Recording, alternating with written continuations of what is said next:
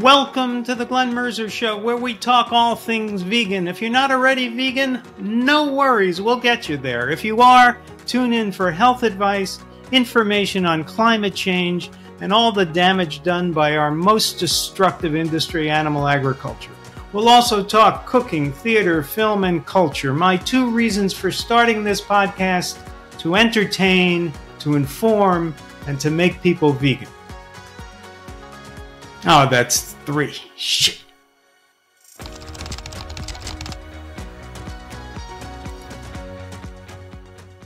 Hello and welcome to the Glenn Mercer Show. You can find us across all podcast platforms and on YouTube. Please remember to subscribe.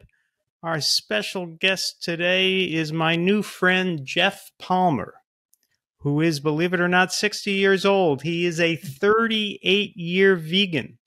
He is a natural bodybuilding and natural physique masters champion. Oh, Geoff, next time I see you, which will be the first time I see you in person, I have to challenge you to an arm wrestle. Is that a deal? Deal.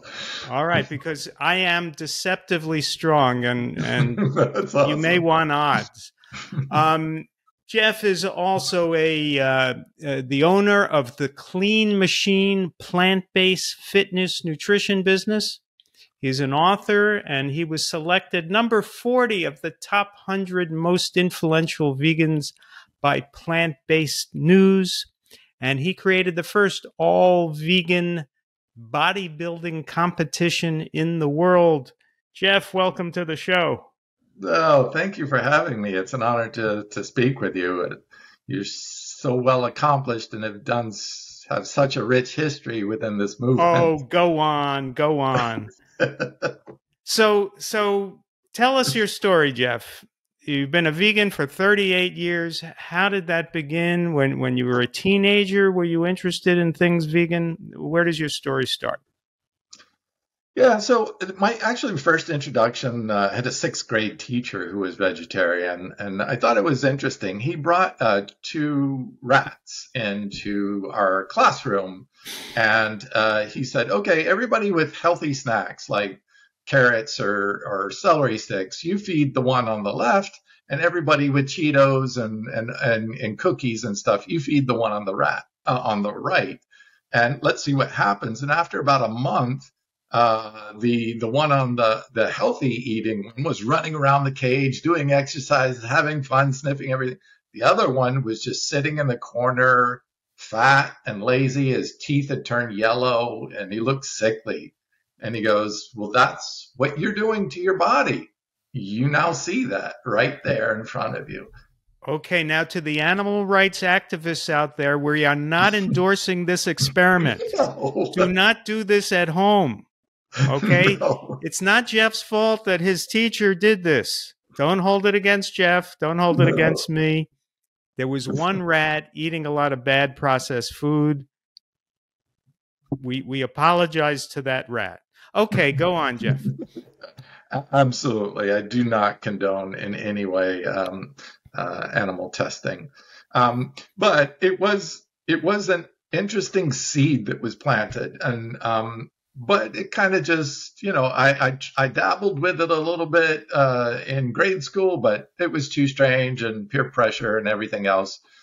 But as life started going on, I lost my father 3 days before my 18th birthday. My mother was diagnosed with terminal illness. A year later, I lost my brother within another year. So my whole family unit just was crumbling apart before my eyes and leaving me. Just as you were becoming an adult. Just as I was, graduating from high school, and all my friends left off to college in different states and places. So I lost all of my major connections, and it was very difficult for me. Look, I'm a compassionate male. I've always been that way. It's how I was raised. It's the mindset I was raised in. But so when I got exposed to the work world, where it was a taker's reality, it just didn't seem like a fit for me. And all of those things combined, all the losses, the really difficult transition into the work world, it was really difficult on me, and I fell into a very dark place, to the point where my depression got so intense, I attempted to take my own life twice. Fortunately, failed. But I was just ready to give up. I couldn't take the mental and emotional suffering anymore. I just wanted it to be done with. Now, you were in this darkest period, what, around 18 years old? Between 18 and 20, 21, around there. So this depression went on for a few years. It did, and it intensified over time. I started drinking heavily. I started doing drugs. I was smoking. I was doing everything and anything just to try to numb the pain. And it wasn't working. Where were you living at the time? In Tampa Bay area in Florida. Okay. And did you have any friends you could lean on? And was there anyone close to you at that point? Well, my mother was a psychologist, so and my father was an existentialist. So that was the time what I was raised in. So she was a Jungian psychologist who really believed in allowing people to go through their own personal journeys. But she was concerned with how much I was struggling. But knowing she was a psychologist, I didn't share a whole lot with her because I knew she would try to psychoanalyze me. So it was challenging. She did help by giving me a journal, which really helped me somewhat, but still it wasn't enough. I couldn't figure out how to move beyond the depression. It was just really confounding to me. How did your mother react to your suicide attempt? She didn't know. I never told her. She never learned of it. She learned much later, after I had already had a breakthrough. Wow. So how did you arrive at that breakthrough? So I was in a bar just drinking myself into oblivion again. I think my third Long Island iced tea. And a woman walked into the bar, and I'm what they call a hypersensitive personality. I can feel people very easily, which is one of the problems that kind of exacerbated my depression. I could feel other people's darkness too, as well, their sadness, their pain. And it was uncomfortable for me. Had that always been the case, even as a child? Yes. That's why I preferred to be in nature. I didn't like being around people because I could feel them so intensely. So I just would put down my book from school and go out and be in nature, because it's the only time I could feel like I could recharge my batteries. Wow. Being in something in harmony, you know. Well, I'm glad I'm in a good mood today, because yeah, me too. I wouldn't want to get you down. So you were able to kind of sense people's moods, and it would affect your mood.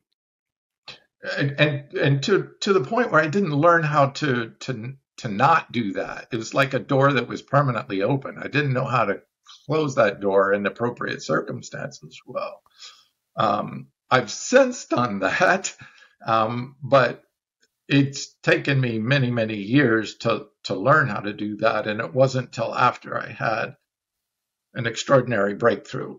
So she walks in. So you're in a bar. She walks in. And you meet a woman. I mean, a woman who's just beaming. And I'm like, wow, I can feel that energy. She is really happy.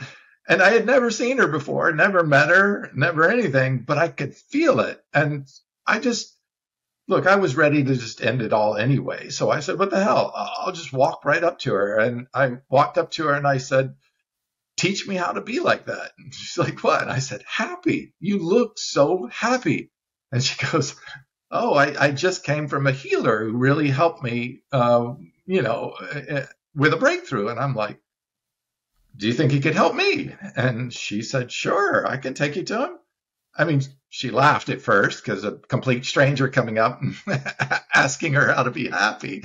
But once we got through that, she said, "Yeah, let's go meet him. His name is Buddy Skyfeathers." And then, His name is what? Buddy Skyfeathers. Buddy Skyfeathers. Yes. So Okay. with a serious eye roll, I said, "Yeah, take me to your leader, right?" Who's this Is Buddy healing? Skyfeathers still with us? He is, and I recently reconnected with him too. Wow. Yeah. But that was 1985, and Okay. So she takes you to Buddy Skyfeathers. Yes. And we get to his place, and he opens up the door, and he stands in the doorway. And, how old a guy at the time? Probably 30s, early 30s. 30s. Yeah. Okay. Yeah, young guy. Yeah. And he blocks the doorway, so I was about to walk in, and I'm like, "Oh, wow, it's kind of rude." And I just looked up to him to say, what's up? And he took the opportunity just to look right into my face, into my eyes. And he said, "Oh, you came here to prove me wrong." You came here to prove me wrong. Yes. So he read me like an open book. It's exactly what I had on my mind. In my cynical nature that I'd become so bitter and jaded and cynical, I didn't believe anything could help me. And he read that right away.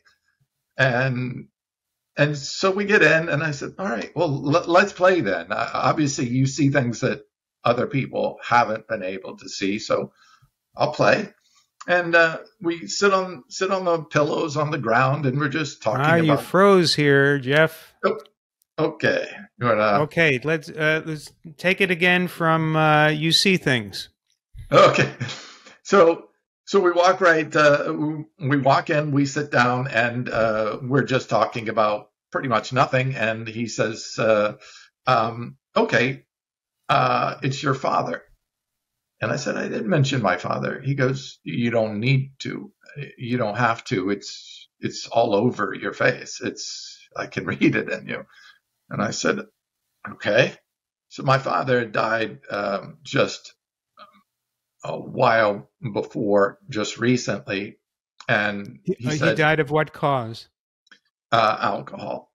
So my father also was dealing with depression and medicated himself through alcohol, but to the point where his liver couldn't take it anymore, and it caused his death. So he was 48, and it was 3 days before my birthday, and that was rough. My 18th birthday, so right before I was becoming a man, I lost the one strong male figure I had in my life, and that was very difficult for me. So he said, "Tell me how you created the separation. Just say this sentence back to me. I created the separation, and then tell me how you did it." And I said, "His alcohol." And he goes, "No, that's what he did. Tell me what you did to create that separation." So I kept doing these things, inserting things that were blame against him. And he goes, "No, that's what he was dealing with. Tell me how you created a separation between you and your father." And what separation are we referring to? Your separation from your father? Emotional disconnection. From your father or from the world? As it turned out, both. Okay.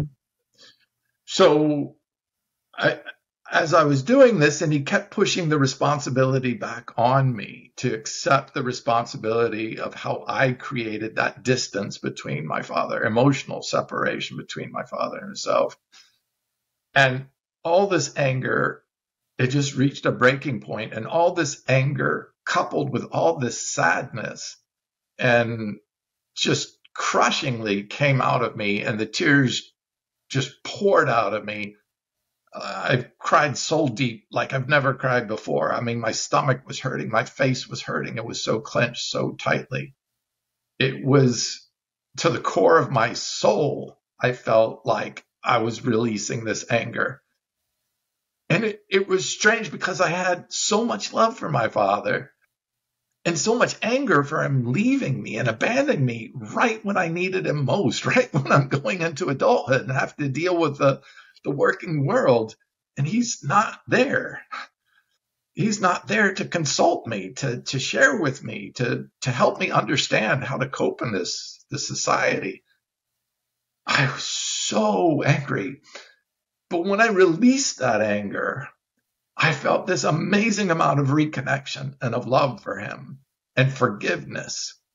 And in that forgiveness, I saw how he was struggling just like I was, how he was trying to cope just like I was.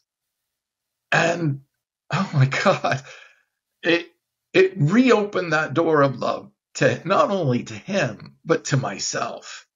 And then to the world, to everything around me, to my friendships, to my family members, everything.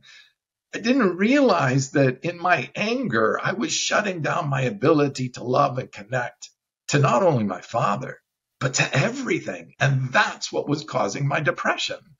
I mean, depressed emotions. I was closing off my ability to feel.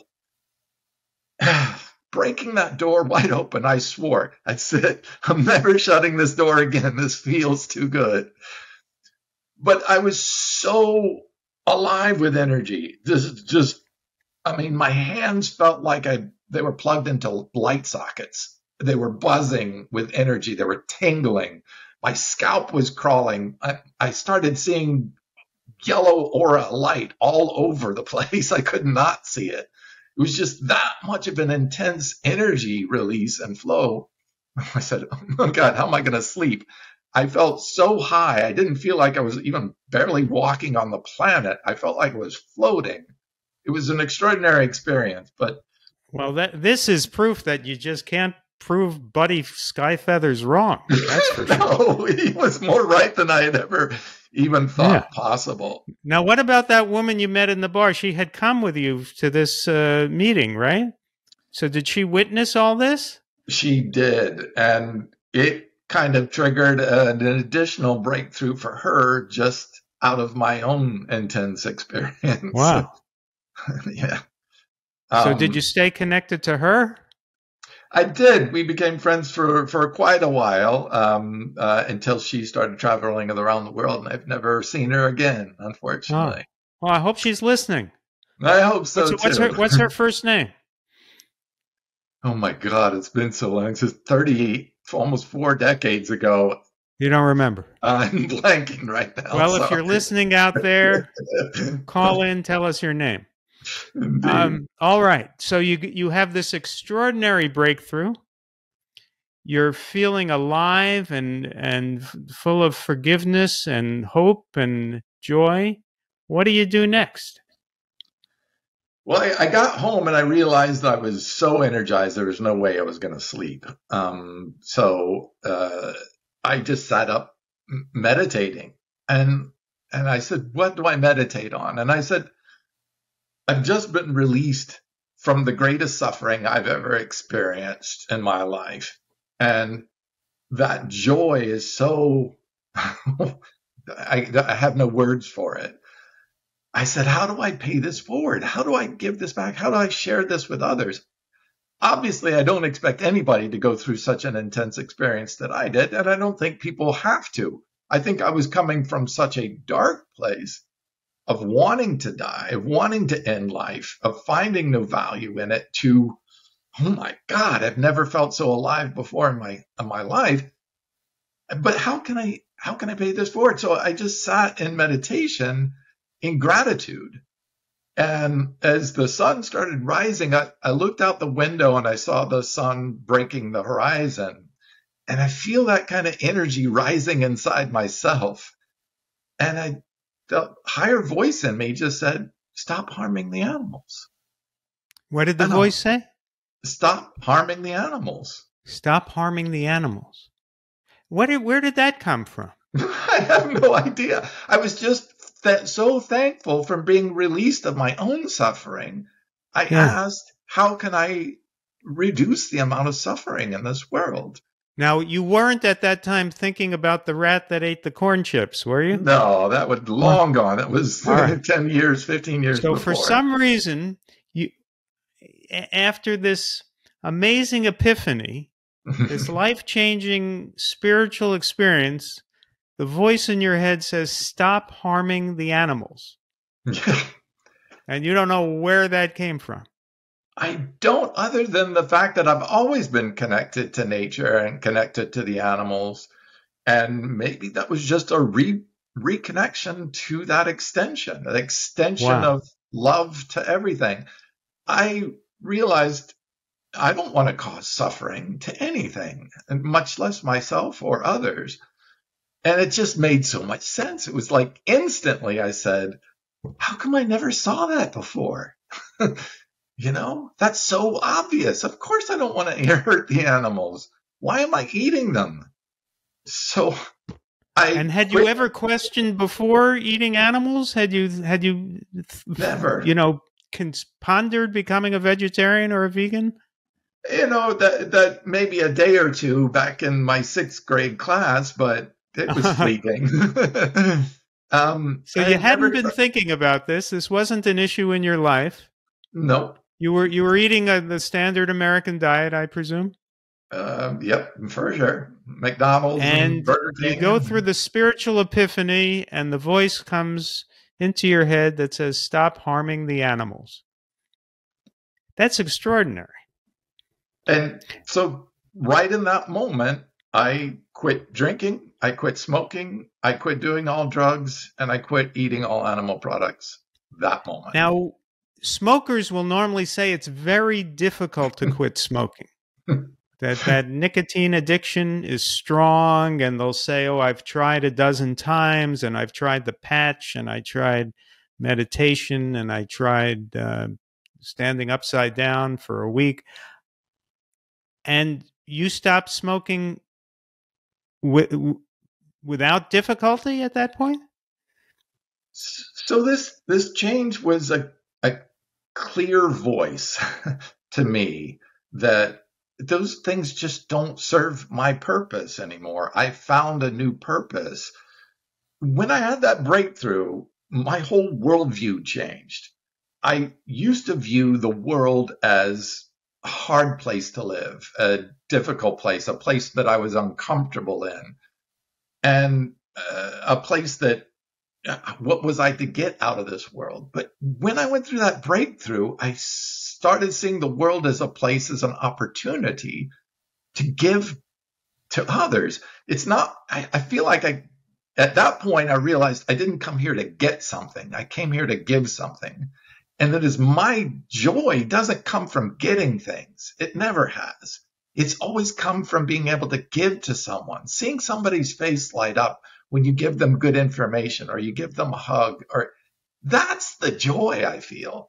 Getting something for myself is meaningless almost in comparison to the joy of feeling a loving connection with someone.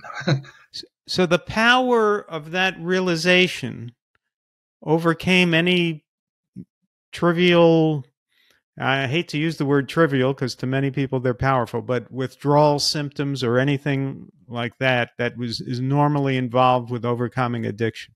I was using heavy drugs and pills almost daily, and So, never a second thought. Not a no thought. no withdrawal symptoms, No, no. no. So this was really I know so many people fight addiction and it's so difficult for them. And for you, this revelation was so powerful that that wasn't a factor. It wasn't just because that's not, it felt like the old me was just a layer of stuff on the outside and it just crumbled like ashes and just fell away from me. And Wow. yeah, it's just like, oh, that's not me anymore. That doesn't serve me anymore. I had to get a whole new group of friends because all my friends were drinkers and drug users, I had to get And a you whole knew new. instinctively that you didn't want to be around them anymore. I still loved them. I still cared about them. But if they weren't going to change, make some changes, they were busy killing themselves. I was now starting my life. I was living. So, yes, Did you tell your mother about this change you had experienced? I did. And fortunately, she wrote it down in her diary because I recorded the date. It was March 15th, 1985. Thank you, Mom. Now I have the date which I became vegan. So I celebrate my veganiversary every March 15th now. She thought it was So extraordinary. she wrote in her journal about your experience? Yes. And is when you read that today, is that very meaningful to you? More than I can communicate in words.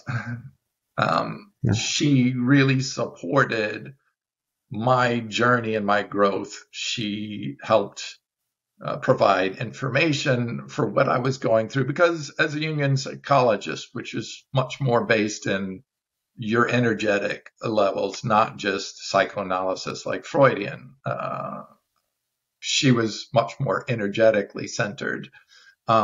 So she had been reading the books of the great teachers of many different doctrines and said, try this one, try this one, try this one. So I learned about karma. I learned about fasting. I learned about, all these different tools that other cultures had used for transformational experiences. And I learned some insights that, hey, I'm not alone. There are other people who have had these types of experiences. And for a while, the experience itself was like, wow, it was bigger, it was larger than life. But for me, that wasn't the important part. It's what I do with my life from here that matters. Right. It's how I apply that matters. How much good can I do in this world before I leave naturally this time? And so I dedicated the rest of my life right from that moment to helping others through health and through awareness of the relationship between our natural environment and our bodies. I was a swimmer in high school and college, and I made this connection very early that, I was eating 5,000, 8,000 calories a day, and I was at, 6% body fat. And I'm like, okay, exercise has a huge influence on our nutrition and our nutrition on our performance. So I made that connection early. But when I became vegan, and of course, my father was a college professor, my mom was a psychologist, so I was around academics and everybody started challenging me. Well, how are you going to get your nutrition? Where are you going to get your protein? All the typical questions. Back in the 1980s, I didn't have answers for those. Right. Well, that brings me to my next question. In this remarkable transformation of yours, you get the insight we shouldn't be harming the animals, and you decide on the spot to become a vegan for the rest of your life. But that was not based on any knowledge that this will lead you towards physical health. So when you determined that you would be vegan for the rest of your life, did the thought occur, oh, I hope it's healthy? Did you have any idea what you were getting into? Turns out you were getting into health, but you might not have known it at the time. Correct. So obviously, being raised in an academic environment, I was in college at the time doing biopsychology. So looking at total body physiology and how it affects mood and behavior instead of just neurochemistry, which is what typical psychiatry or psychology is based on. So I was more interested in how the whole body affected mood and behavior, especially having such an amazing breakthrough of like, one day I'm ready to commit suicide. The next day I'm excited about life and ready to go. If that's possible for me, it's potentially possible for other people. And look, I do understand the challenges. If you had asked me when I was in depression, clinical depression, that there was a way to break through, I would not believe you. and having a mother who was a psychologist and had been to psychologists and therapy, and nothing ever happened. I don't know what it was about that time and the place and that certain phrase, but it triggered my breakthrough, and I'm so grateful that it did. But yes, to your point, nutrition, right? So I had already had a background in college of reading studies. So I'm like, well, there's got to be something in the research here. So I started just combing through any type of study on vegan, vegetarian, plant-based, anything nutrition-based that included that. And I've been doing it ever since. My passion to find these studies. But back then, they weren't studying vegans. Heck, I Right. didn't even know the word vegan until a year later when somebody told me, "Oh, you're a vegan." I'm like, "Oh, there's a word for it. Cool." I called Now you myself a said in strict college vegetarian. in Oh, go college ahead. you had a background reading studies. What were you studying in college? So, biology or physiology, basically, and how it affects mood and behavior. So, it's a branch of psychology that looks at more the whole body physiology rather than just neurochemistry in the brain. Well, it's interesting that you were studying that in college prior to your Yes. breakthrough, because your breakthrough was in exactly the field that you were studying. And I'm record holding swimmer in high school. So, Uh-huh. the physical fitness, the nutrition, my research in college, and my breakthrough for plant-based nutrition, my compassion, all just came together to this perfect storm. It was just like, Wow. okay, well, I've got a path here, but Yeah. how do I get this message out to more people? Okay, so you're reading studies, and are you coming across the information that eating plants is much healthier than eating dead animals? So I had to do a lot of extrapolation because at that time there was almost no research on vegetarians or vegans. They just were not included in the studies. Now there was the Framingham Heart Study. That is true. Late 80s, I guess. Did it go back that far? Oh, it goes back further than that. Oh, okay. All right. I Yeah. wasn't aware of that one, but I Right. wish I was. But I was taking a look at different neurochemistry, and I was looking at a serotonin inhibitor in one of the studies. And I noticed that there was this chemical that was inhibiting serotonin from being received in the receptor sites of the brain. I was like, oh, what is that chemical? It's a chemical that's released in the body when it's stressed. And there's a good reason for that. If you're stressed, it means you may be in threat of life, right? You may be killed. So our body will block serotonin so you don't feel calm and you want to feel alert, right?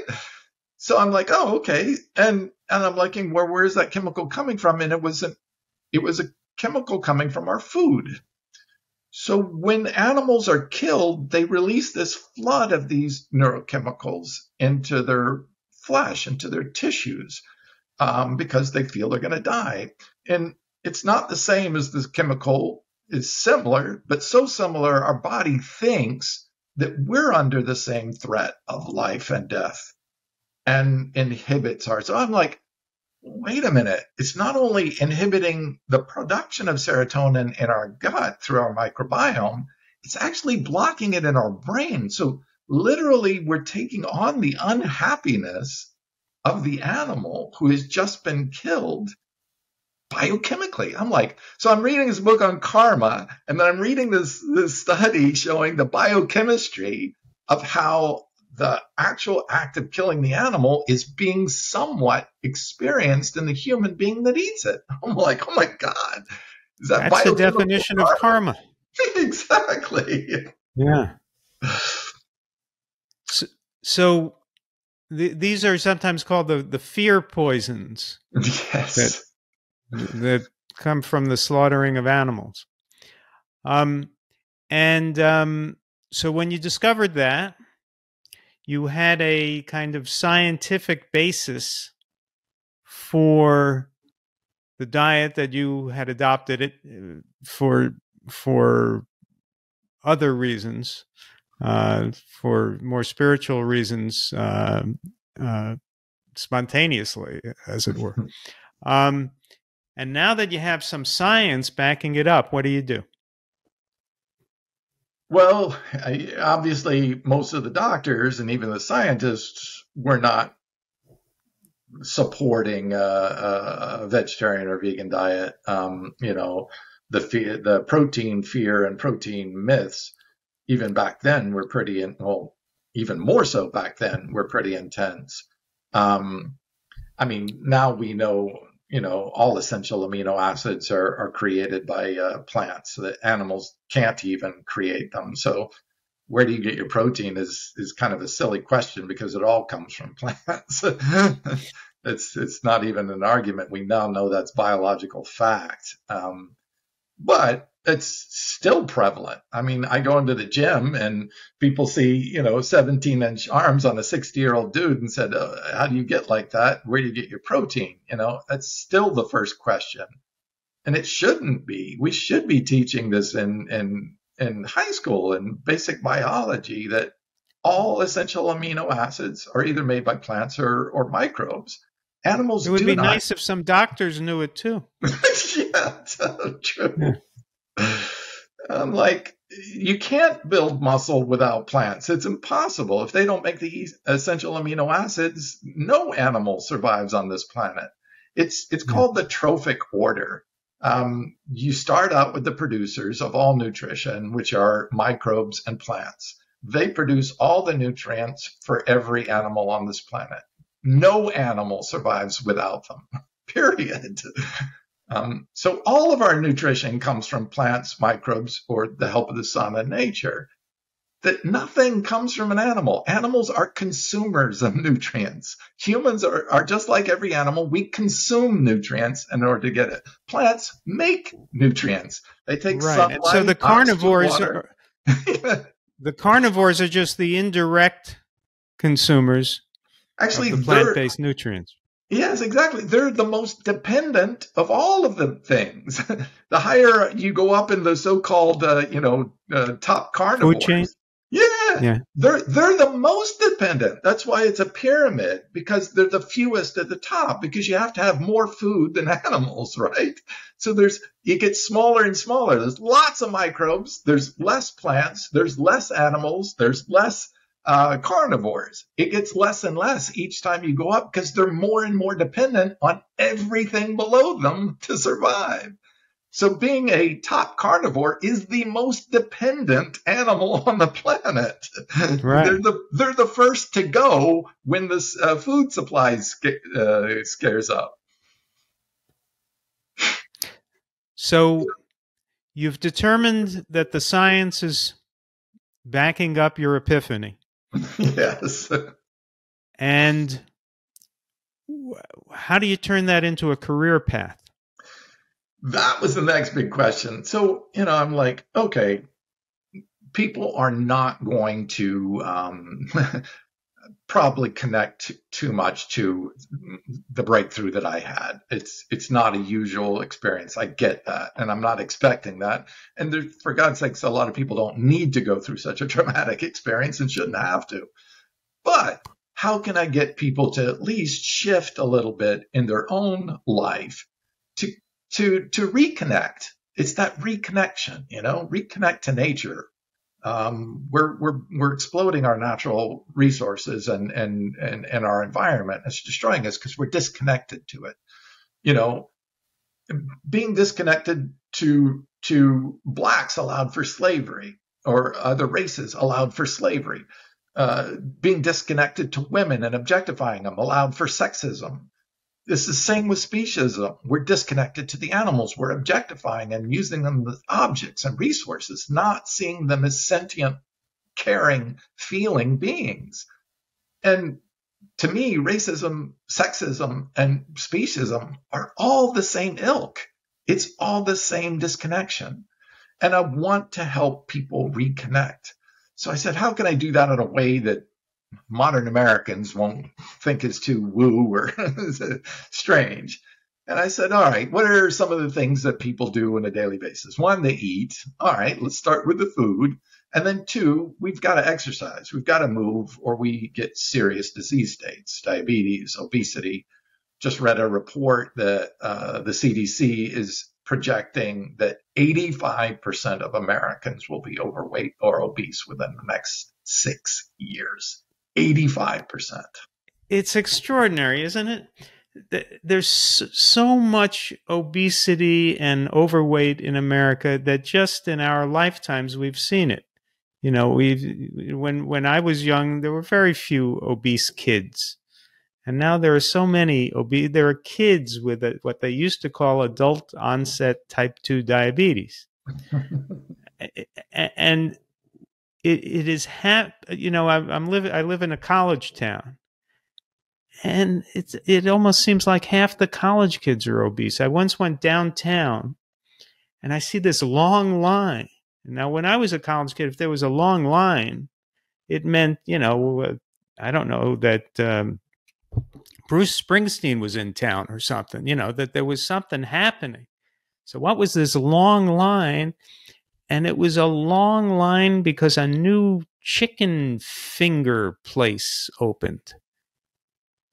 I didn't even know chickens had fingers, and it's some kind of fried chicken place, and that's why there was this 2-block long line downtown. And I'm looking at these obese college kids, many of them obese, standing on line, and I felt sad for them. This is what life has come to, that when you're 18, 20, 22 years old, you're standing on a long line to have fried chicken. And it has happened in our lifetime, in front of our eyes. We have become a fatter, sicker population. In fact, the fattest, sickest population ever to walk planet Earth. And somehow, in spite of that, people keep doing what they're doing. They keep thinking this is normal. They're like the frog in the water that's starting to boil. They just don't seem to notice. And they just keep eating the same, I don't even like to call it food, the same dead animals and oil and fried foods. And they revere their doctors. Something like 23% of whom themselves are obese. And nobody takes the attitude, well, doctors, what is your report card? You're in charge of American health. How are we doing? We're the fattest, sickest population ever to walk planet Earth. Maybe you're not doing too well. Maybe you're not doing your job correctly. And somehow people don't make that connection. It seems to me blindingly obvious. Doctors are not trained in nutrition. It's as if the medical community is saying, we know better, and we know that food does not affect your health. So don't worry about it. So they don't study the thing that actually affects people's health more than anything else. And it's happened in front of our eyes, and people don't seem to care. And what's the strangest part is that when I try to share this research, they call it cherry picking. And then I share meta-analysis, which is a review of all of the research, and they say, oh, it's bias. It's just like they are locked into a denial phase that they're going to deny science. I was getting on an airplane, returning home from a lecture at a farm sanctuary, and a woman saw my vegan shirt and she says, oh, that doesn't matter. That's not going to save you. And I said, well, the science is pretty overwhelming. She goes, oh, all that science is just paid for by big industry. There's no such thing as fact anymore. There's no such thing as fat burning? Fact. F-A-C-T. Yeah. There's no such thing as fact. That's a hard argument to counter. Yeah, I don't know. Because what can you do? You can't present any facts. I'm like, wow, that must be awful living in a world without any facts. What do you base your actions on? Yeah. But that's what we've come to. It's just become such a state of denial so that they don't have to step out of the comfort zone.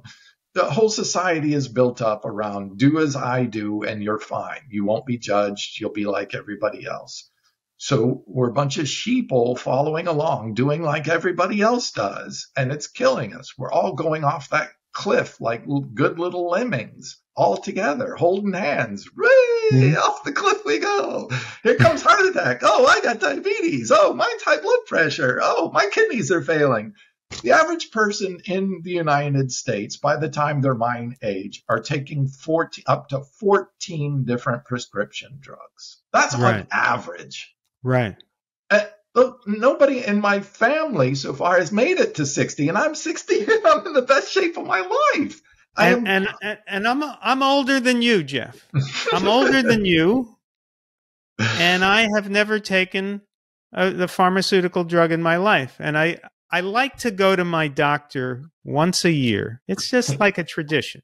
I go for an annual checkup. Now, the National Physicians Task Force actually determined that going for an annual checkup is not a good idea because it causes more harm than good, because doctors start intervening, I guess, and cause more harm than good. But in my case, I'm not going to let anyone intervene unnecessarily. And I like to monitor my blood work. And mainly, I like to go to my doctor once a year to see how he's feeling, check up on him. So I go to my doctor once a year, and they always say the same thing. As I check in, they say, "What's your pharmacy?" And I say, if I want a toothbrush, I just go into any pharmacy I want. I don't need to register.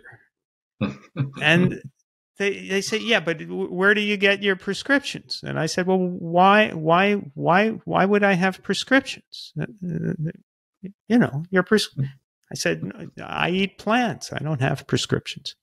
My prescription is a plant-based diet." And for some reason, they look at me like I'm nuts. So. What a bizarre world we've turned this into, that being sick is the norm. No, being healthy is the norm. We make ourselves sick from our diet. It's just so obvious now. I don't think there's any argument. It's so weird to be in social and discussing things or go to lectures and have people be angry at me for trying to help them, prevent them from suffering from disease states and dying early. Yeah. You're angry at me for that, for trying to help you? I don't get this. There's such this emotional thing, especially among men. So I do this lecture called Men, Meat, and Masculinity, the myth that is killing us.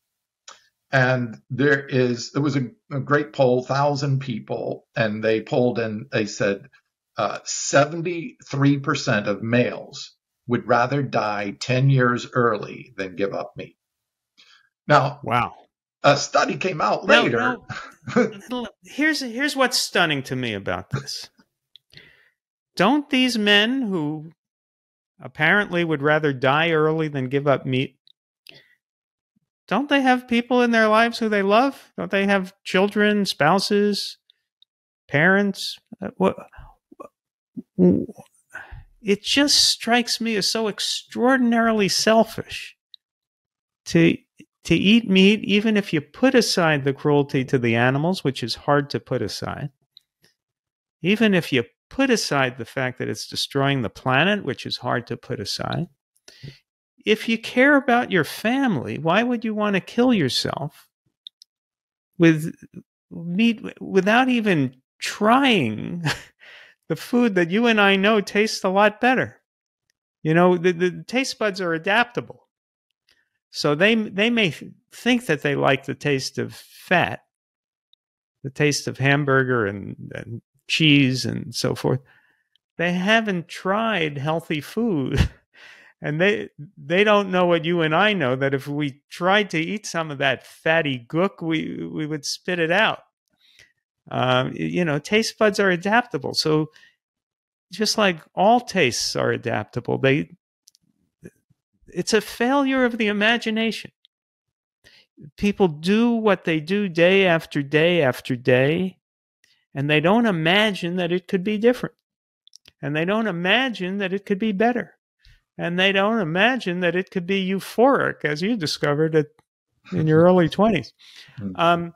And so with this failure of the imagination, people just cling to their habits, and they cling to the lies, and they cling to tradition and what they call culture and so forth. And they just keep doing this stupid thing of killing the planet and killing themselves.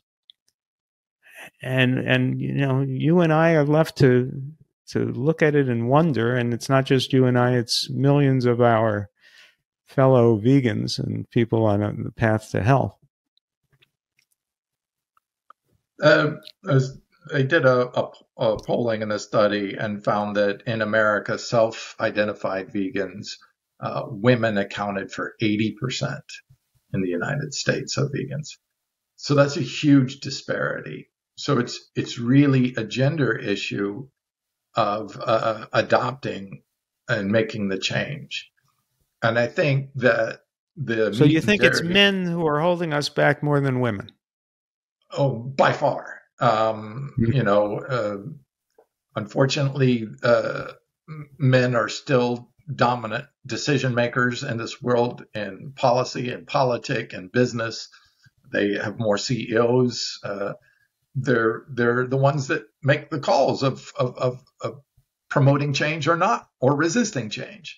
And even in family of households, many are dominant personalities in their households, and say nobody is going to be vegan in this house until they leave the house, or things like that. I've heard that so many times before. That's sad. And I think that's why I'm focusing on building a body and showing what masculinity can be like. The true examples of masculinity. You know, a military person, it's protect and defend, right? A police officer is supposed to protect and defend, although we're not seeing that. We're seeing that being abused. But, you know, all of these strength things are what? Protect and defend. Well, if you're not here, if you're dead or dying from disease states, if you're in a hospital, you're not protecting, you're not defending, and you're not being a good provider to your family and to the people you care about. That's so anti-masculinity. You're not defending animals, the innocent. You're not providing for your family if you're sick. And you're not doing the society as a whole any good. So you're not being masculine on any level. And as a matter of fact, they showed that even virility. Great studies showed that there were up to 8 times much more viral sperm in vegans than in those eating meat. That men have a 80% greater risk of prostate cancer just by eating 2 eggs a week. 2 eggs a week, 80% risk in prostate cancer. I've heard guys say, well, so what? I'll just get my prostate removed. 75% of people who have a prostatectomy have 75% become impotent for the rest of their life. I mean, you're giving up your total sexuality, your ability to even perform in bed just to have 2 eggs a week? Really? That's your trade-off? That's not masculine. That's emasculating. Look that word up. Yeah. So tell us more about your career path. Once you determined all this, how did you get into nutritional formulas? So looking at our current nutrition, obviously we don't get to these states of obesity. You know, that obesity has shot up 500%. Obesity rates have shot up 500% since 1980. That's just in the last 40 years.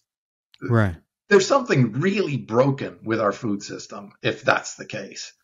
So I'm like, all right, we're so far off the path of what healthy and optimal health is as far as nutrition. I need to look for things that are going to try to super compensate for that. Because I was working at 24-Hour Fitness, the largest gym and fitness channel in the world. They did a study asking why people stopped going to the gym. And the number one response was, I don't get results fast enough. So they stopped going. And I'm like, God, if I could just show people how to get results sooner, they'd be inspired. They'd be motivated to stay with it, to keep exercising, to say, all right, well, that improved my nutrition. That improved my health. I can feel more endurance. I can feel the weight coming off. I can feel some changes going on. I feel stronger. That will get them excited, but it has to happen pretty quickly. Otherwise, they're going to lose interest and go right back to the sedentary lifestyle, eating the crappy food, sitting in front of the boob tube. And I'm like, all right, so how can I do that in a more pronounced way? So I started looking for extraordinary plants. I found lemna, this amazing water plant. This is the richest source of nutrition of any plant we've ever discovered on the planet.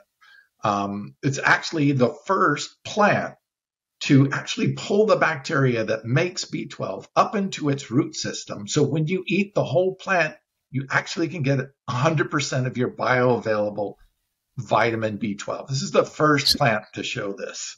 Spell that plant for us. Lemna, Lemna. It's also more commonly referred to as duckweed. Duckweed. Okay. So you'll see that in the research. There's plenty of studies out there now showing it full-on B12. All three of the human biological forms of B12 are in the plant, in the whole plant, in the body of the plant. So this is extraordinary. It's one of the highest in protein of any plant. It's one of the richest sources of polyphenols, which a new study showed had a doubling effect of fat loss. Fat is visceral adipose tissues, the dangerous fat that surrounds our heart and our kidneys and our liver. That's the fat that causes diabetes, that causes disease states. This is the killer fat. Twice as much fat loss just by adding lemna, this plant, to the diet, the Mediterranean diet. So it's twice as good at lowering fat than the Mediterranean diet, the world's most popular diet, the number one diet in the world, recommended by more doctors than anyone. Where is lemna being harvested? So unfortunately, it's still, I was the very first to bring lemna to the commercial marketplace back in 2018. We won the NEXTY just award. A few years ago. Yeah, 2018. We won the NEXTY award for the best supplement of the year. For our product for doing that. Extraordinary plant product, but there was only one grower in the United States that was actually converting it to a powder so that people could consume it, throw it in your smoothie or whatever, in its whole food state. So you're getting the whole plant, you're just removing the water. But extraordinary plant. So this is the kind of stuff. Then I found a plant called ahi flower. They had just published some research on it. Spell that one for us. Ahi, like the fish, AHI, and then flower, FLOWER. Ahi flower. Yes. So ahi flower is the richest source of essential omegas of any plant ever discovered. Non-GMO. They've actually genetically modified soybean to be better, but that's a GMO product. So this is the richest natural source of omegas, omega-3 and 6, of any plant ever discovered. And it's really rich in another omega called SDA, stearidonic acid. This bypasses a rate limiting step. I won't bore you with the science, but some people don't produce an enzyme that converts ALA to other forms of omega-3s very well. It's a small percentage, but this actually provides SDA, which skips that and allows those people even to get omega-3s from plant sources all the way down to EPA and DHA2 as well. So I was the first to bring that. Where is this being grown? It's grown only in the UK at the time. That's the only natural place that it likes to grow. So huge fields there and grown naturally right in the UK. And where do you get your lemna? Lemna is grown right here in Florida, so it's local. And we're out of stock right now. Once that study came out on fat loss, our sales exploded 1,600%. Now, are you involved with the growing of it? No, I am not, which is I'd like to get more involved, but because I'm so passionate about bringing these extraordinary plants to market, but it is what it is. I have to wait until they can provide us again. But we're hoping by August or September of 2023, we'll have it back in the marketplace again. Just an extraordinary plant. But these are the kinds of plants that I want to bring to market, the best of the best of the best, where most of these other companies are based on just profits. Put the cheapest stuff, buy crap from China, put it in a bottle, and sell you garbage.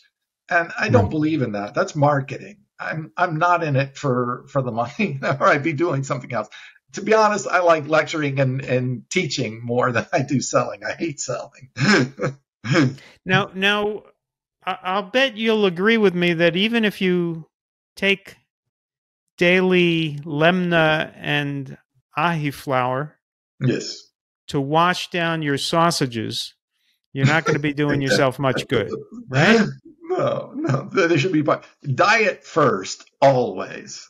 Yes, you've got to change your diet. It's the foundation of our food system. But that's why I wanted, with all the protein powders out there, I wanted a whole food source for my protein, not an isolated protein. And you couldn't find, the reason why they isolate the protein is to get enough in there in a single scoop that people would consume it. So they pull out all the fiber, all the micronutrients, all the good stuff. And then you're just left with the protein. Well, I said, that's wrong. That's the wrong approach to do this. Let's get some whole food. But most whole food is too low in protein. You have to eat a lot more of it, which is what we call food. So, but you can't do that and throw it into a smoothie for those who just want a little boost of protein. When I found lemna and it was up to 55% protein in its whole food state, I'm like, wow, now we can give somebody that's high in polyphenols, high in fiber, high in omega-3s, high in all of its micronutrients intact in the whole food, and still get enough protein that you can get 20 grams of protein in a serving and help you in the gym and sports and overall health. If you're elderly and you're frail, you want to keep up your strength. Actually, those over 60 need to consume a little bit more protein than people below 60, believe it or not. That's because we've become a little less efficient at the process of utilizing protein, so more is required, and that's borne out in the research. I'm not an advocate of more is better. I'm an advocate of the right amount is best. But if you're trying to accomplish certain goals, there are definitely ways to meet that. But can we do it in a way that includes the whole foods, that includes a healthier approach, And if we aren't getting those from our foods, like D3, it's just not there. We're living indoors. Obviously, I'm talking indoors right now. We're not exposed to sun in the amounts we need to get our D3. I think everybody wisely should consider supplementation if their D3 levels are checked. You can get them checked. Get them checked if you're low. Either get out in the sun on a regular basis or don't lie to yourself saying it's fine and do something to bring those up, because your body doesn't care if it comes, all it cares is, am I getting it in the right forms and the right amounts? That's all. So the supplements that we need are vitamin B12. Yes. Most of us need vitamin D3. Yes. As for your supplements like the lemna, for example. Yes. Let's get at this intersection between whole foods and supplements.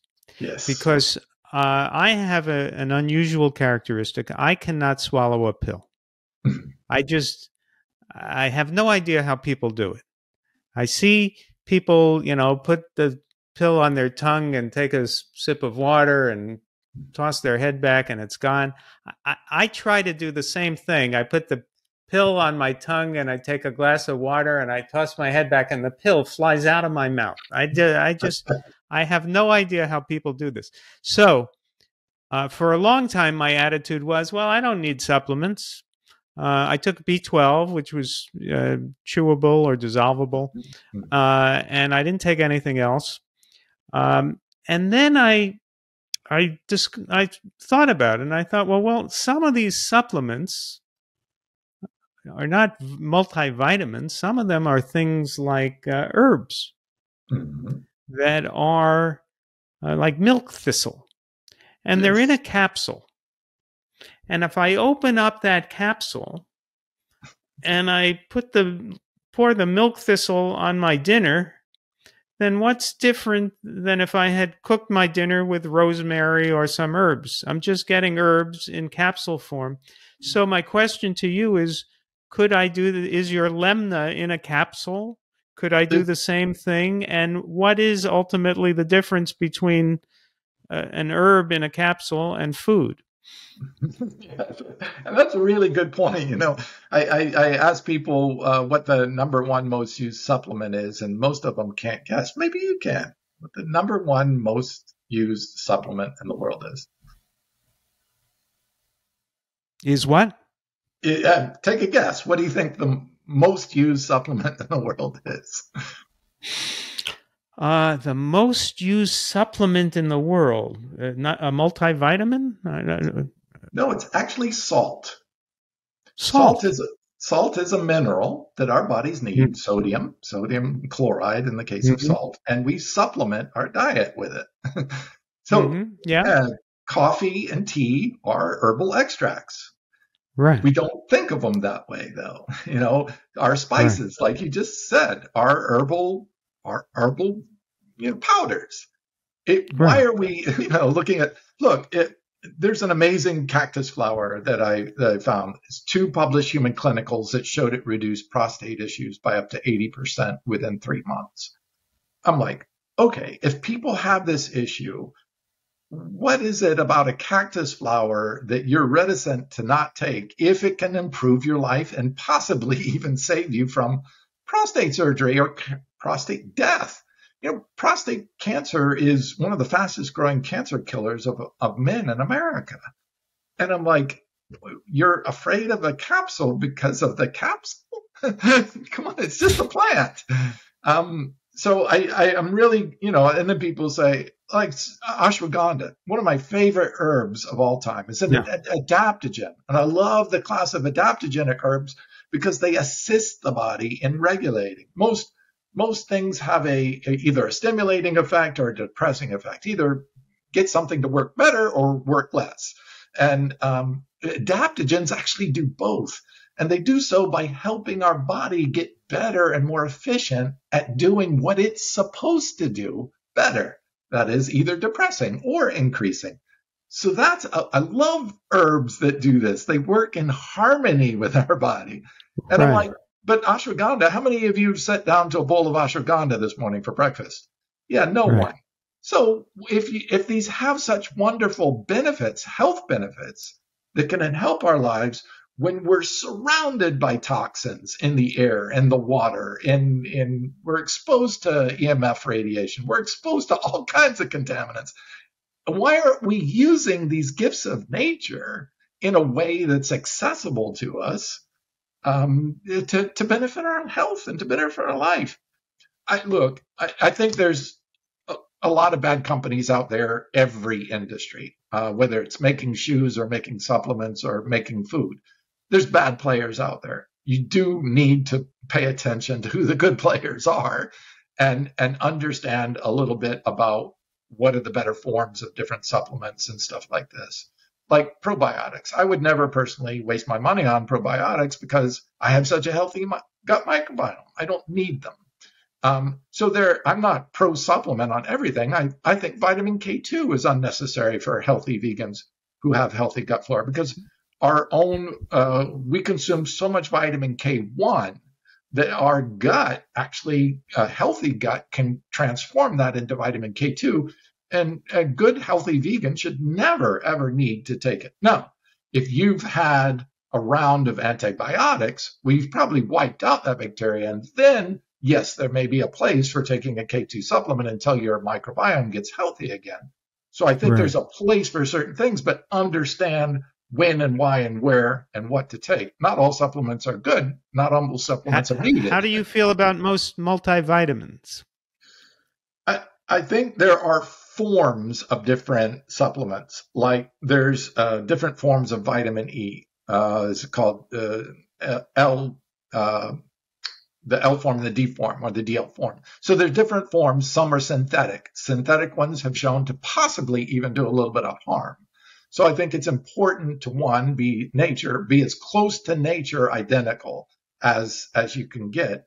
Ideally, the ones that are actually in their whole food state are the better approach, in my opinion, because that's as close to natural.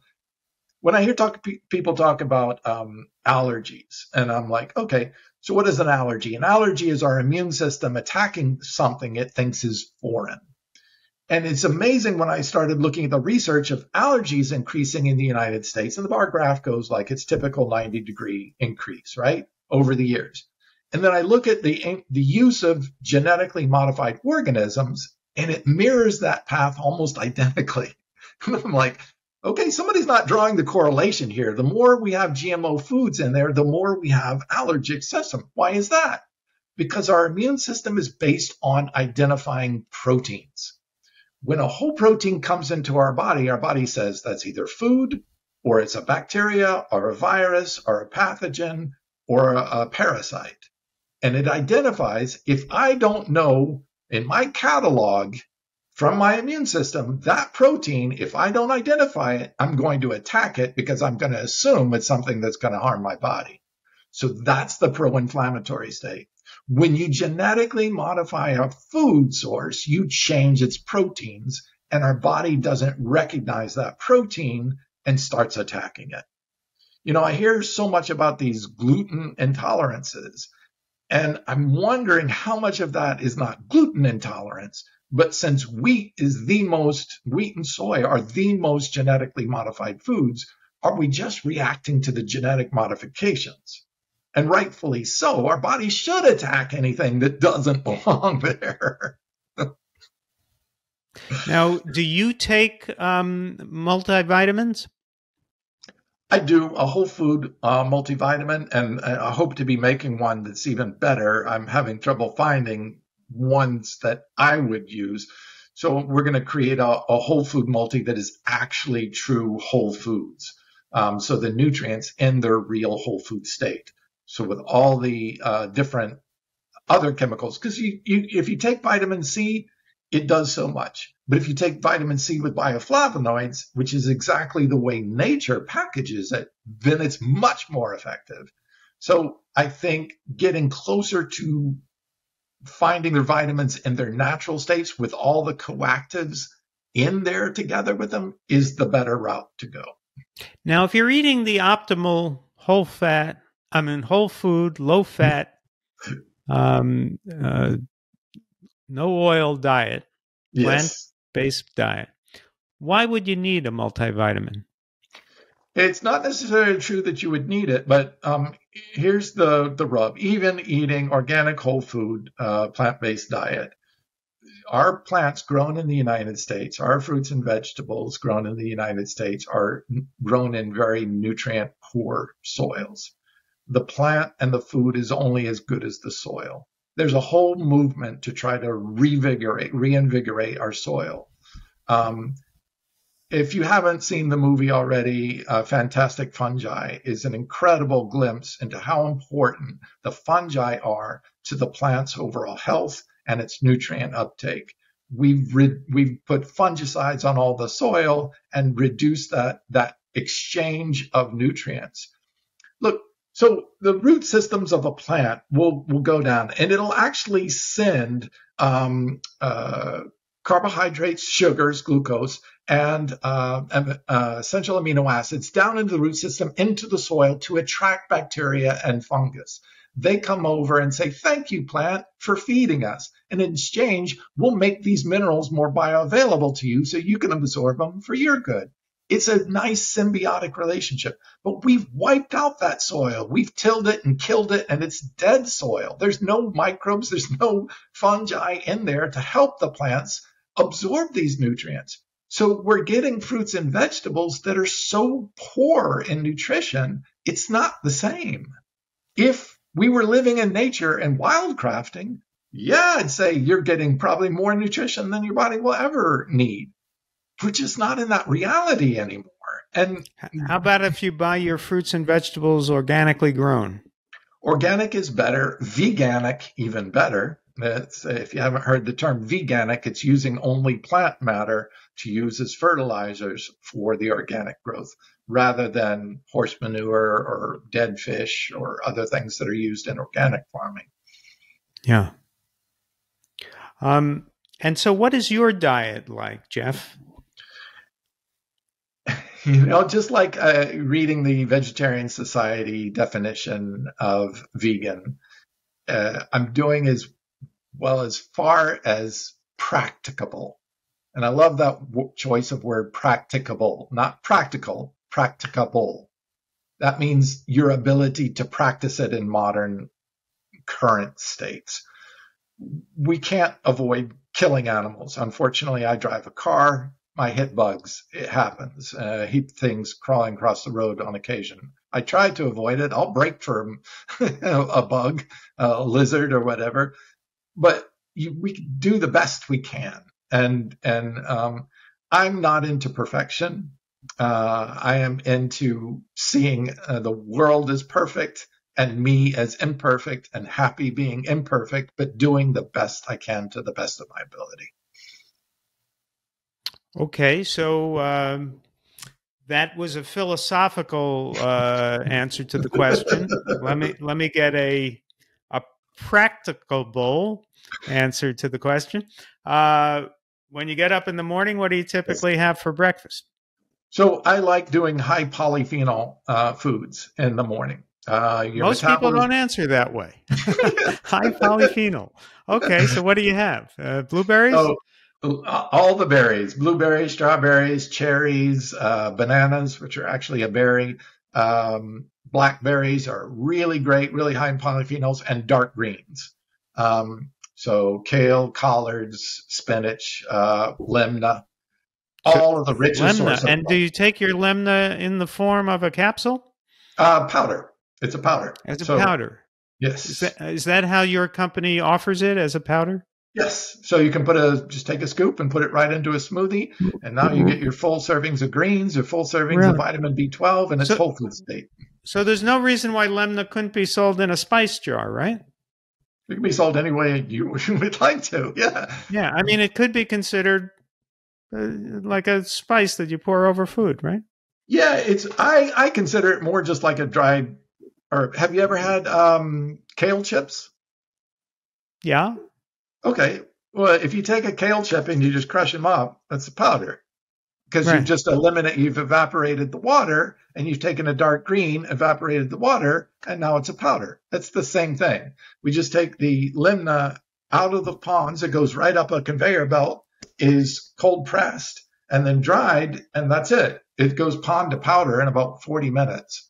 It's an incredible process, and keeps all of the nutrition in the plant and its whole food state. So I just take a scoop of that, put it in with my smoothie, and there you have it. Polyphenol. So your breakfast is usually a smoothie? Yep. Almost every morning I have my smoothie. I'm big on fruit. I eat 10 to 20 servings of fruit a day. So you normally drink your breakfast. Do you normally eat anything for breakfast? I can have like a bowl of oatmeal with some pepitas and some flax seeds or whatever in it too as well. Raisins. Yeah. Just depends on if I want to do, a heavier breakfast or keep it light. All right. So lunchtime, what do you have for lunch? I love a bowl of hummus with salsa on it, and on a bed of dark greens. So that will give us a more high protein content, although the lemna gives a good amount of protein. I do about 20 to 30 grams of protein per meal 4 times a day. And dinner time, do you have meals based on rice and whole grains and legumes? Exactly. Beans, greens, and grains. That's typical diet. Even if I'm doing a big salad, sometimes I'll have a dark green salad, but with chickpeas and kidney beans and stuff like that in them too as well. Try to get beans in almost every day. They're such an amazing source of fiber, protein, and an amazing phytic acid, which is anti-cancer. really cool studies. I want you, anybody listening at home, type in IP6. IP6 is the chemical name for inositol hexaphosphate, which is also called phytic acid. So it used to believe that phytic acid, which can bind to some minerals, was a anti-nutrient and was bad. Well, phytic acid can actually protect cells from becoming cancerous. Then it can actually go into a cancer cell and apoptize it, explode it, kill it. And then even cooler is IP6 can go into a cell and change the DNA back to a normal, healthy cell. It's called Well, how do you get this IP6? You can buy it as a supplement, but it's in beans and grains. So, it's in beans and whole grains. Yes. So just eat your beans. Eat your beans and grains, beans and rice, and there you have it. Speaking of whole grains, sometimes they get pounded into flours. So do you eat bread? What's your feeling about flour foods? Yeah, I don't do white sugar. I don't do white flour. I stay away from oils pretty much unless they're naturally occurring. But look, if I'm hanging with friends and somebody has a vegan donut, yeah, I'll have one. But look, I'm exercising intensely 5 to 6 times a week. I'm eating whole food plant-based 95% of the time. It's not what you do occasionally for fun. Right. It's going to have an impact on your health. It's what you're doing consistently on a regular basis the majority of the time. The body. What about a whole grain bread? Do you think of that as a healthy or an unhealthy food? It depends on the person. Like my wife can't do wheat at all. It just blows her up. I do better not on it, but I'm not as affected as much as she is. I actually like having, a whole grain. I do whole grain breads with seeds and in it all combined. It's Power Seed, Dave's Killer Bread. If anybody's listening out there, it's on my fave. But it's awesome. And then like an almond butter on it as well. Makes a nice sandwich. And do you use salt? I don't add salt to anything. Because I've not used salt for so long, when I go out to dinner with friends or whatever and we eat at a vegan restaurant, I have so much trouble eating because it's just, even if it doesn't taste salty to everybody else who's acclimated to the regular salt use, it's almost unbearable to the point where I have to ask if they can reduce the salt in the food. Mm-hmm. Again, it's adaptation. My sister had preeclampsia and she had to go on a strict salt-free diet. She said when she introduced it back, it burned her tongue. That's what happens. I always ask people, I say, try going without like milk or salt for just a short period, a couple of weeks, and then introduce it back and see how your body really reacts to it when it's sensitized, not when you're desensitized. Like milk, like 20 years ago, somebody said, "Oh, we have vegan muffins." I said, "Oh, great, I'll have one." I had one. I took one bite, and immediately my nose and my throat started filling up with phlegm. Immediately, I didn't even swallow it. I was just chewing it, and I spit it out. And I said, "There's something in this." And they're like, "How can you tell?" And so she went back and she goes, "Oh, those did have butter in it." And I'm like, my body knows. Wow. But it doesn't know until you stop the desensitization process. Because if you keep doing something over and over again, your body will desensitize to it. It's only when you eliminate from your diet and then put it back. I do this with people who are milk drinkers. I say, okay, you like milk so much. Go without it for 2 weeks and then have a glass of milk and tell me what happens. 99% of people will tell me their throat fills up with mucus. I said, that's what your body is defending against. Mucus is a protective layer. It's trying to protect against what you're doing. But if you drink it all the time, it'll stop putting up that defense because it's not going to expend resources on something that you're not listening to. It's trying to tell you stop doing that, and you're not listening. It's not going to keep doing that. But that's desensitization, and you don't know that effect until you stop doing it for a while and allow your body to resensitize. So effectively, if you keep doing it, your body eventually says this person's an idiot and stops warning. Well, I never knew that. It's the conservation of energy principle. Your body does not want to waste energy and resources on doing something that it's not getting a positive feedback for, so it just stops doing that. It's not going to waste mucus, which is protein, saying, hey, I'm doing this and you're not listening. Well, then screw it. I'm not going to keep wasting mucus production. That's a waste of resources. Right. It's like arguing with your crazy Uncle Joe at Thanksgiving. Exactly. It's a waste of energy. So let's bring it back to the euphoria you experienced when you met Buddy Skyfeathers. God bless Buddy Skyfeathers. And now, 38 years later, 38 years vegan, 38 years healthy, are you still experiencing that euphoria? I do. And it's such a lightness and such a ease of happiness. I wish I could explain it to people. When I saw, look, 70% of our serotonin is produced in our gut. And it's transferred by our gut microbiome. This microbiome feed on fiber. When we look at paleontological studies and we look at coprolites, which are fossilized human poop, the scientists analyzed the poop and found that they were eating from 100 to 225 grams of fiber per day. The average American is eating 10 to 15 grams of fiber a day. We're eating 1/10 to 1/20th of the amount of plants that our ancestors ate that walked this earth. Now, our microbiome, this is a beautiful part of symbiology. We, back then, actually had a gene to break down cellulose. We produced an enzyme to break down cellulose. Our body, in its own wisdom, stopped producing that enzyme so that we don't break down cellulose and use it for energy, to leave it for our microbiome to eat instead, so they can use it. We said, I won't eat your food. You keep all the cellulose. Cellulose is the most abundant material on the planet, period.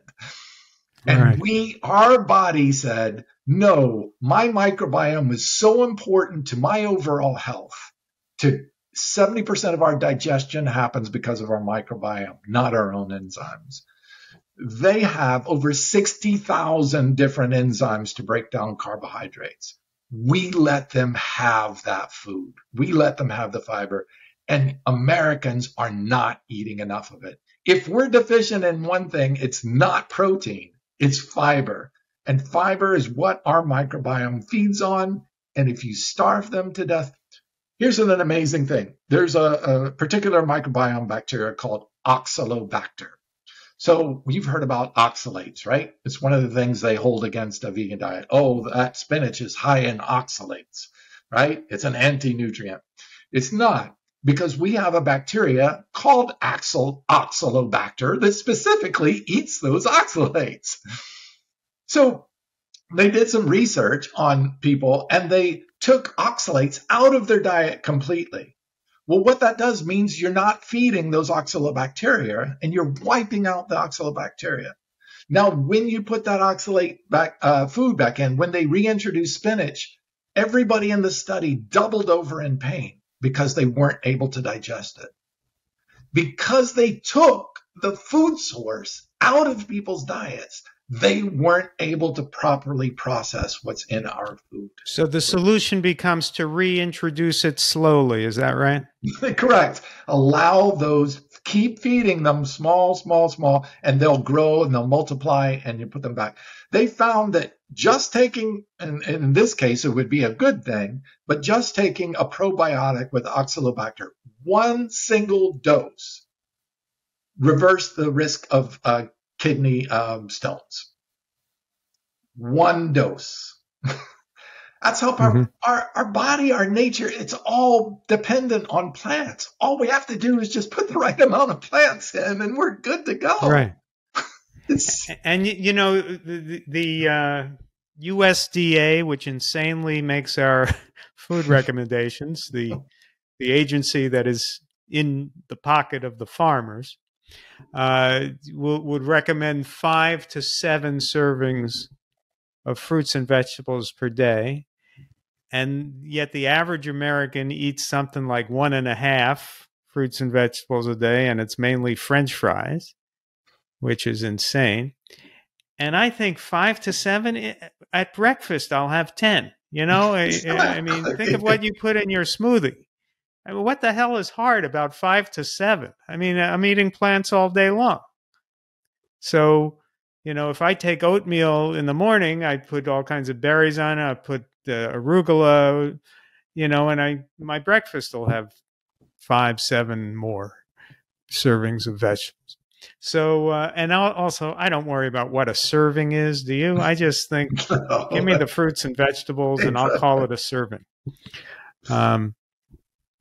So the euphoria you experience now, having gone down this life path, is it a general mood that keeps you on a good path and keeps you feeling well, or are there a lot of ups and downs? Well, one, I love my wife more than anything. She's my true soulmate. She's been vegan for over 25 years. She's a compassionate, caring soul like myself, and we're a do everything together couple. And how long have you been married? 17 years. Okay. So we met late in life, but I feel like we met at the right time in life where we were both ready for each other. But I want to be here for her. I want to be here to support her, to be here as a sounding board. This is a tough world to live in. There's no two ways around it. There's a lot of hostile people here, and finding somebody who can be a rock solid person for you is a rarity. But we both feel very passionate about wanting to do as much as we can to make this world a better place. And for us, that just leads such a purposeful life. I mean, I go and I do a lecture and I've had people come, like the IP6. I was talking to a gentleman about IP6. He told me he had a grapefruit-sized cancer on his kidney and that they were going to remove both kidneys. And he was going to be on dialysis, and they gave him 6 years to live after that. He said, is there anything I can do? They've exhausted the chemotherapy and all that kind of stuff. I said, I've been reading on the research on IP6 is phenomenal. I can't tell you to do anything because I'm not allowed to, but talk to their doctors. The company that sold it was a doctor's company, and they sold the IP6. I didn't see him for several months, but he came in and he came through the doors and he saw me and he ran right up to me and gave me a hug and tears in his eyes. And he said, it's gone. Huh. And I'm like, oh my God. And he just held me so tight and he goes, I want to thank you for that. But he goes, more importantly,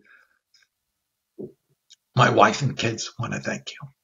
They get to keep my wife. Father. My wife and kids want to thank you. They get to keep their father. Yeah. So you were his buddy Sky Feathers. Yes. But when you have an experience like that, everything else just pales in comparison. Yeah. I mean, that's a life-changing experience for him, literally. Sure. And for everyone in his family.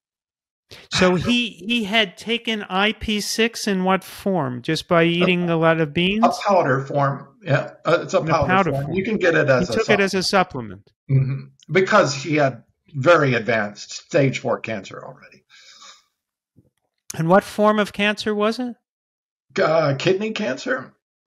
Kidney. So he cured kidney cancer, he believes and you believe, with an IP6 supplement powder. Correct. And look, that's hopefully people who don't have cancer, but we can all have cancer cells happening in our body. Our body naturally just kills them and destroys them once it identifies. It's an aberrant cell. It's a cell that starts reproducing to badly because its genes have been disrupted by a genotoxin, a carcinogen, or whatever. So a cancer cell isn't a foreign cell. It's our own cell that's just starting to behave badly and overproduce. Our body will naturally go in and kill that with natural killer cells and T cells and all this kind of stuff.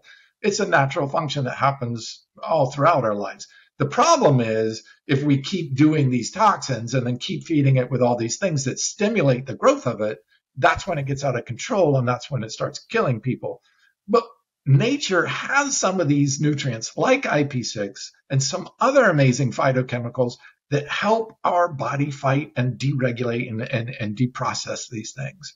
And I'm like, okay, in his case was an extreme case, so eating beans every day is probably not going to work fast enough or strong enough. So we had to step it up to a supplement level and a larger dosage, but so that it would be actually pharmacological dosages.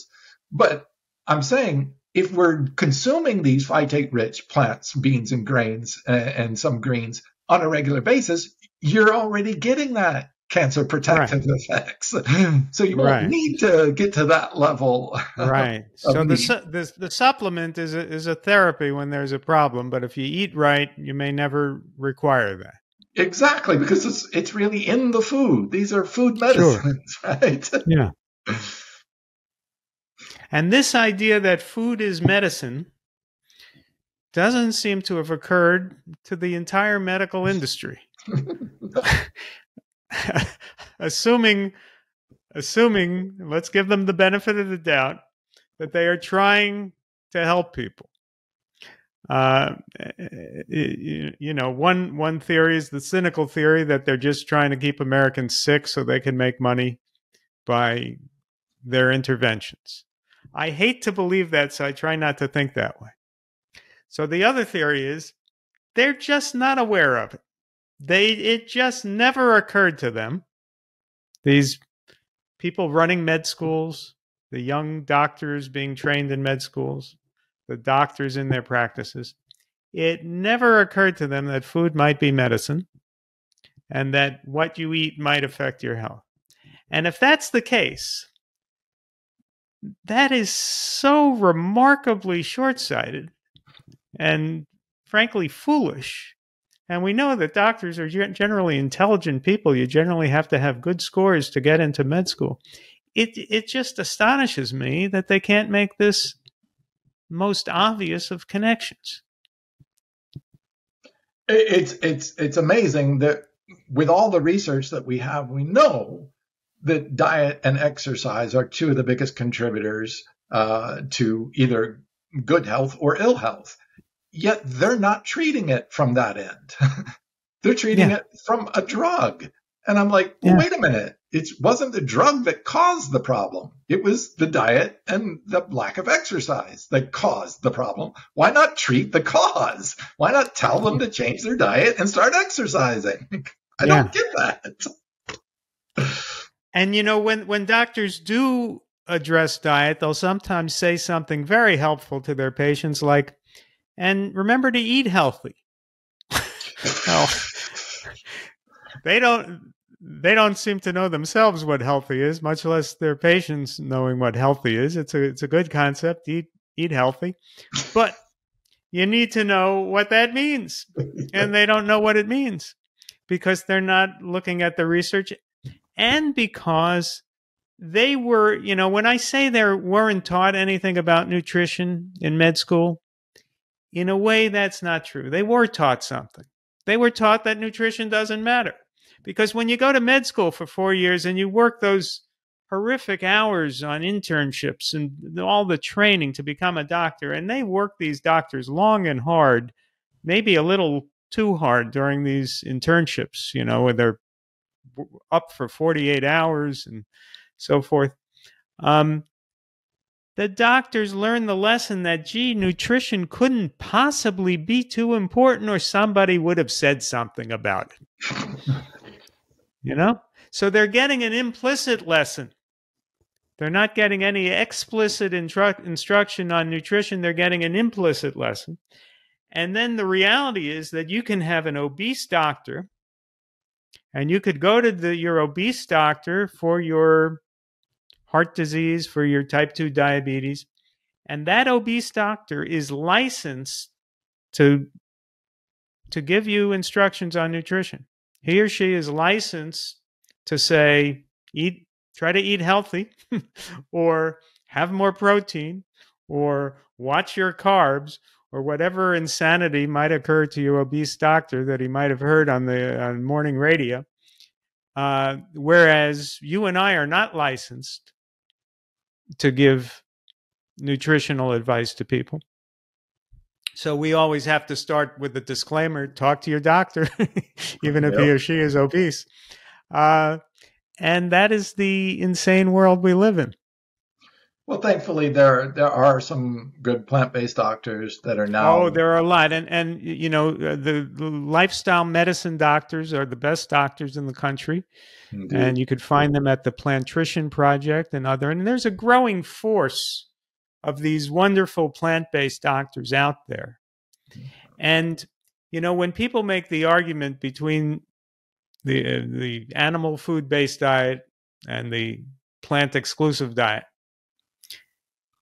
we can argue lots of different things. We can argue protein. We can argue about fats and cholesterol. But here's another argument.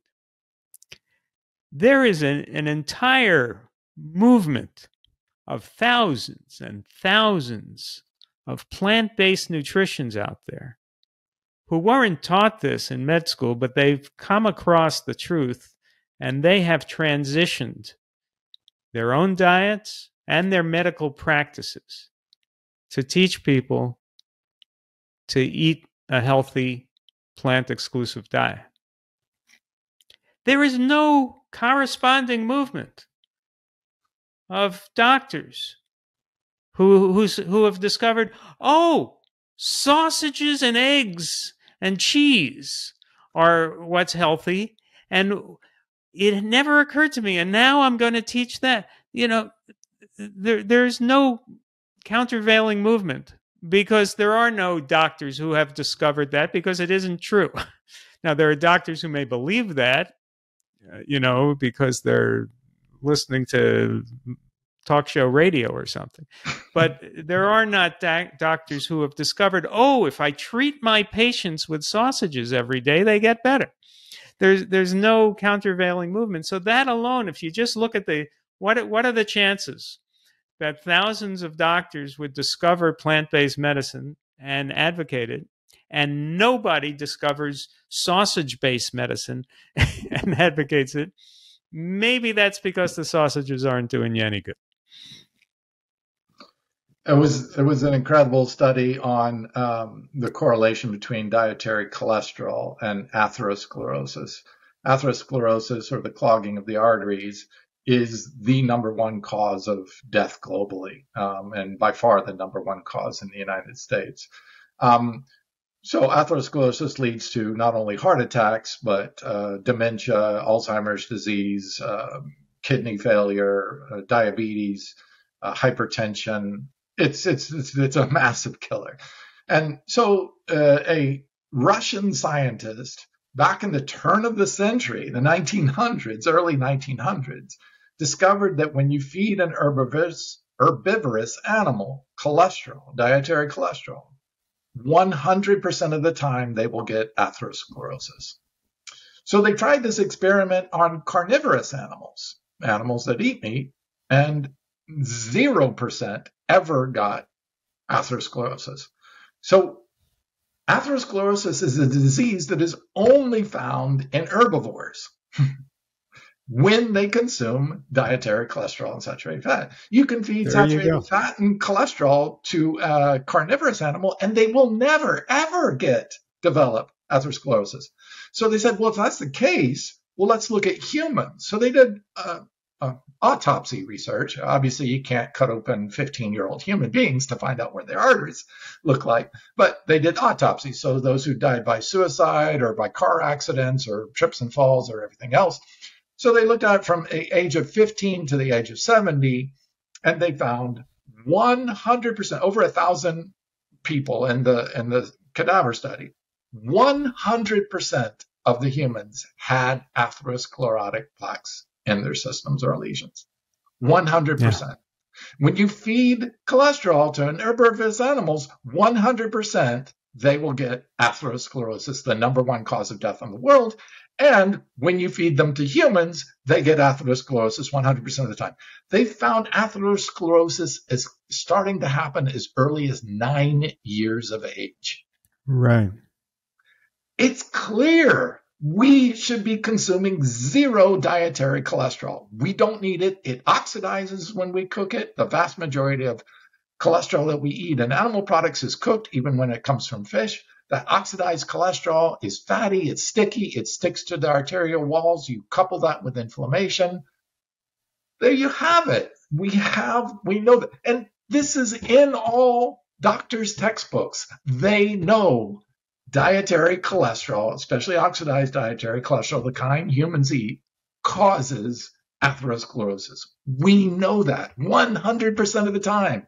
And yet we still won't tell people that is what is going to kill you. 50% of people who die in America from disease states will die from atherosclerosis. And it's preventable by simply not putting that saturated fat, animal fat, and cholesterol into your mouth. It's that easy. And that's half the population of the country. It's that easy. It's that simple. It's that clear. It's been known for decades, and yet you'll still find doctors peddling books trying to dispute the obvious. We know this for a fact. We know it like we know that hot air rises. We know that eating animals is bad for our health. We know that it causes heart disease. We know that it causes cancer. We know that it causes type 2 diabetes. It is like hot air rises.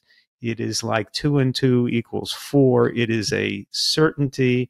And those who dispute it are either cynics trying to make money, or they are not following the very obvious evidence.